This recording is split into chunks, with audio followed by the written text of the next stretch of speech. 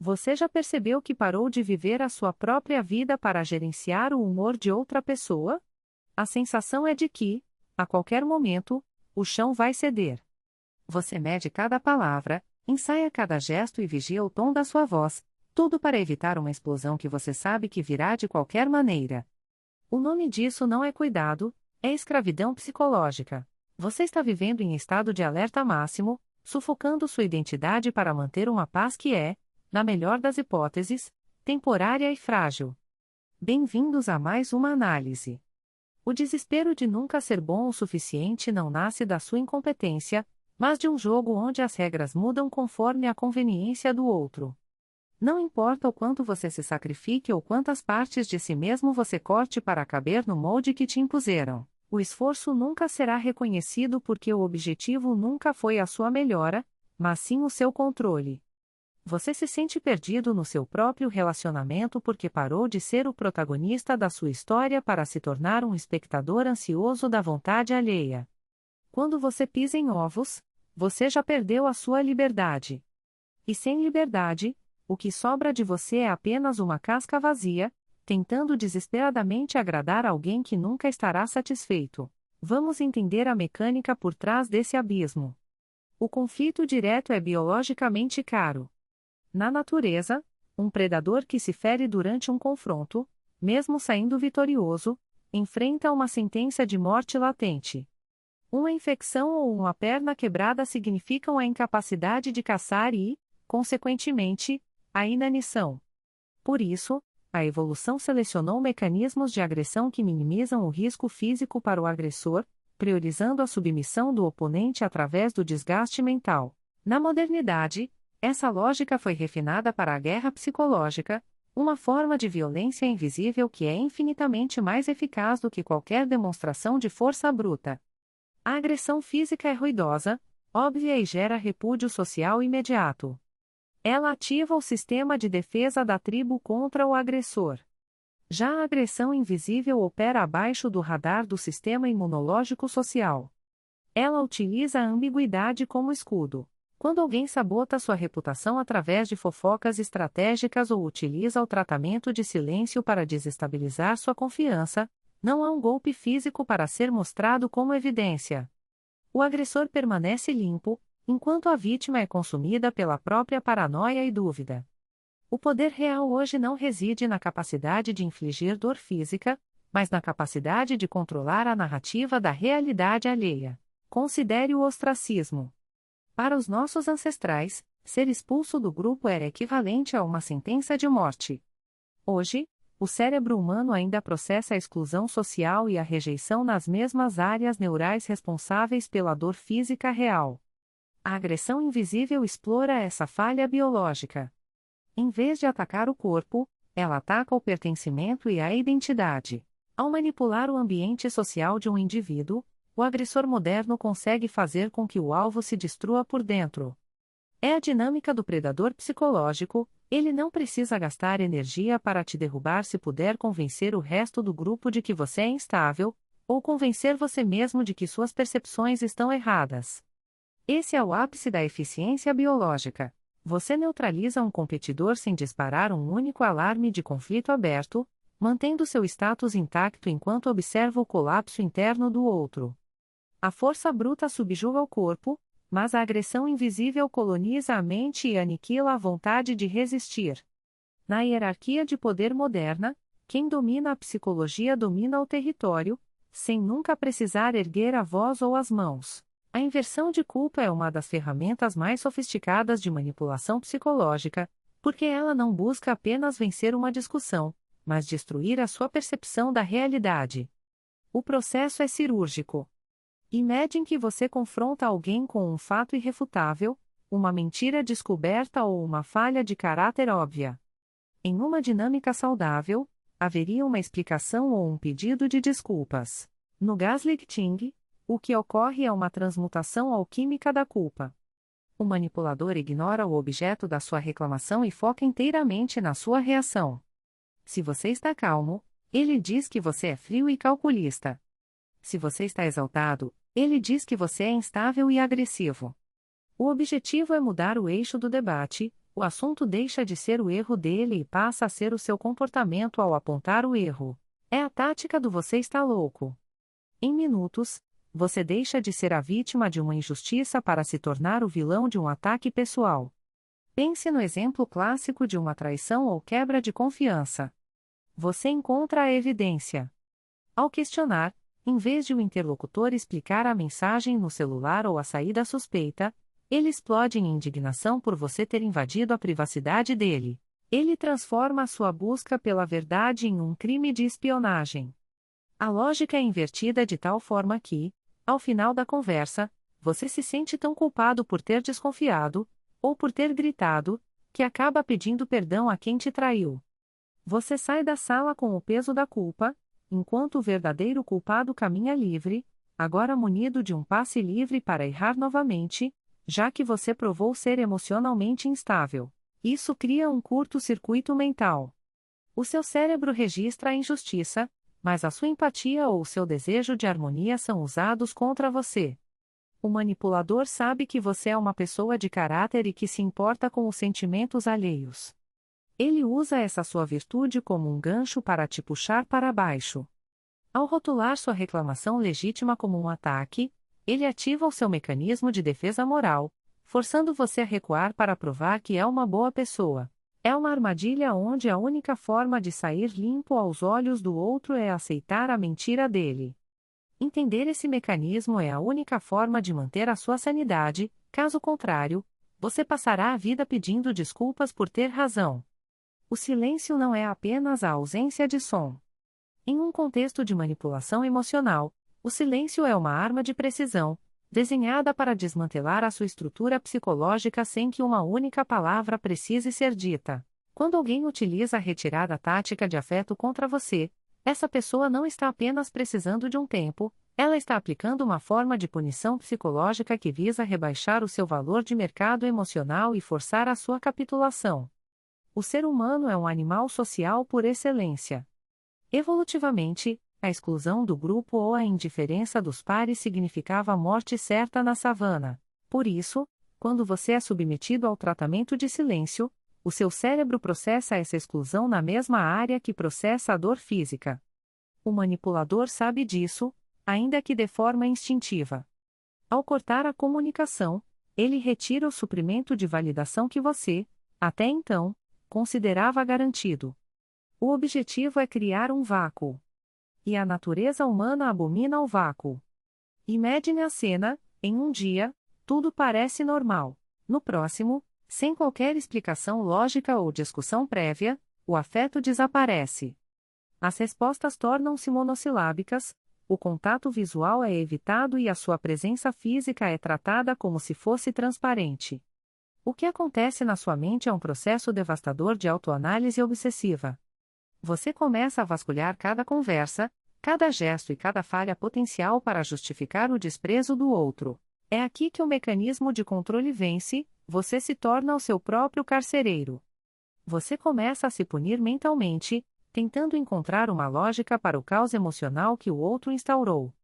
Essa indiferença programada funciona porque ela inverte a hierarquia de poder. Quem silencia detém o controle absoluto sobre a reabertura das negociações.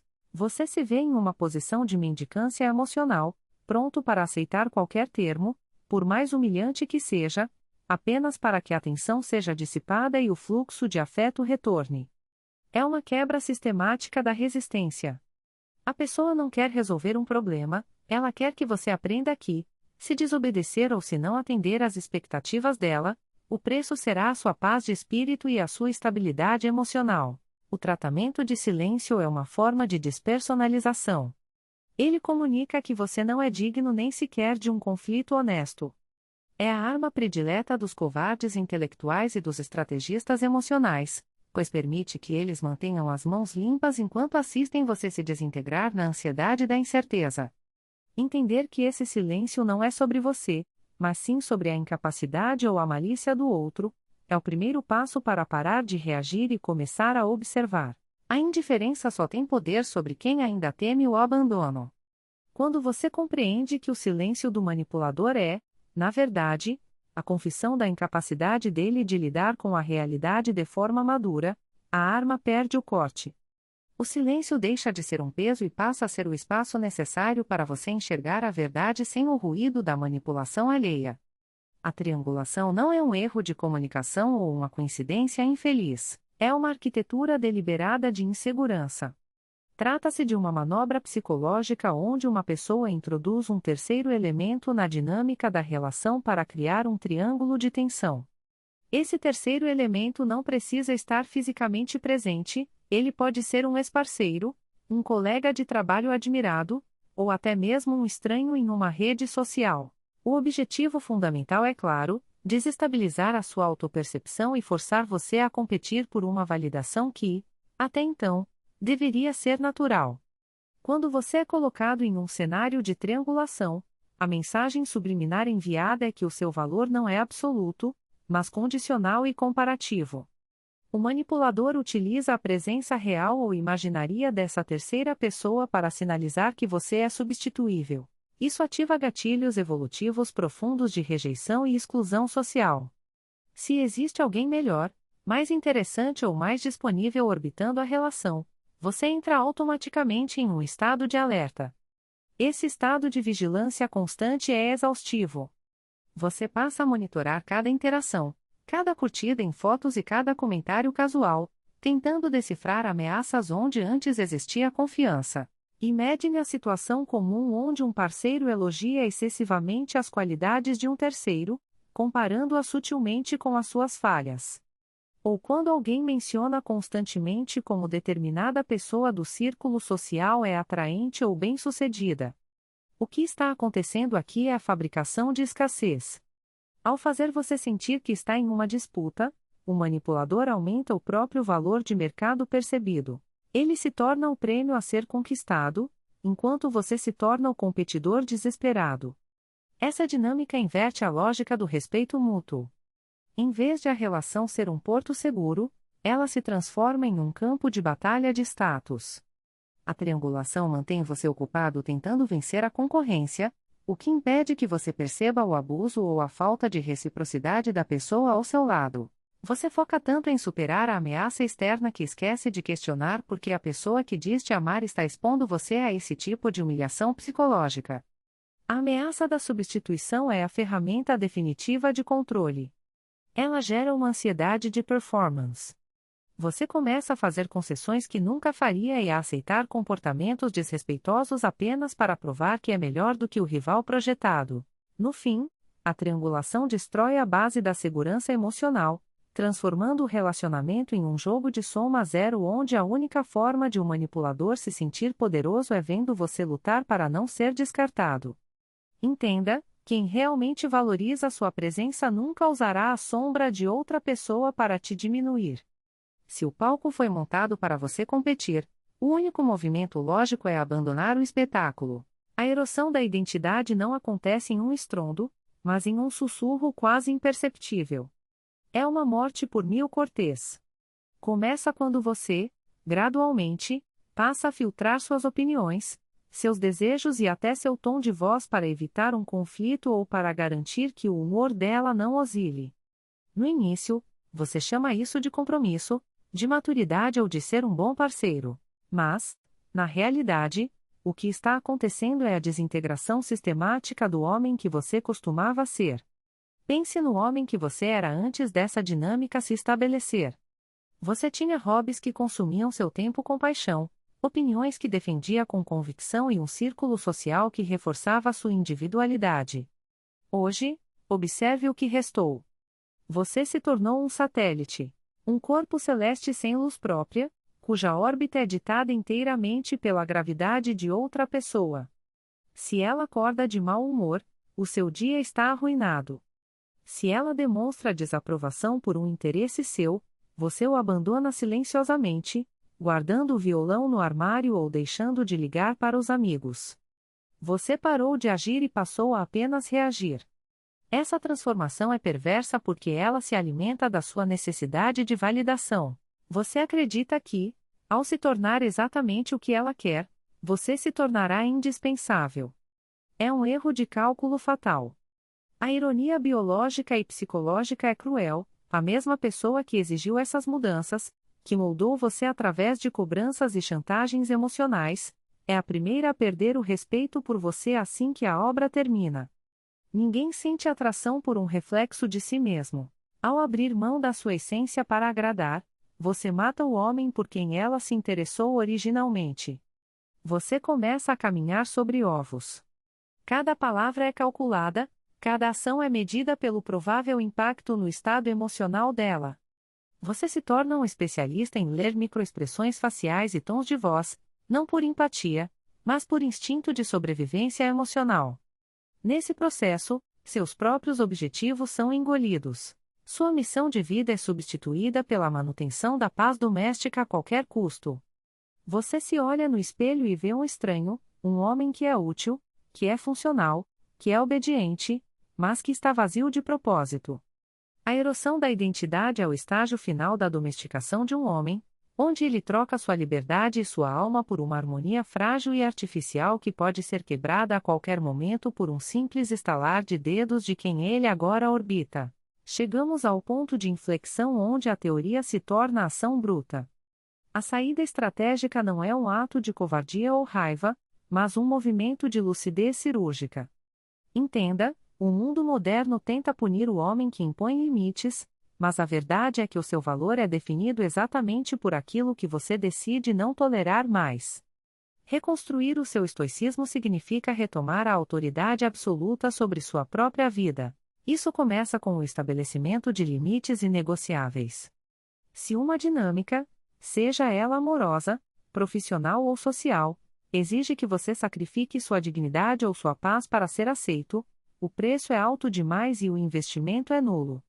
A solução prática é cultivar a prontidão para o abandono. Tenha a coragem de caminhar sozinho. Quando você demonstra, através de ações e não de palavras, que está disposto a perder qualquer pessoa, mas nunca a si mesmo, você recupera instantaneamente o seu poder. O isolamento estratégico não é solidão, é soberania. É no silêncio da sua própria companhia que o homem de alto valor é forjado, livre das manipulações e das expectativas alheias. Sua autoridade pessoal nasce no momento exato em que você decide que sua paz não está mais à venda. Se este vídeo abriu seus olhos e te deu a clareza necessária para retomar as rédeas da sua vida, inscreva-se no canal e deixe o seu like para fortalecer o nosso movimento.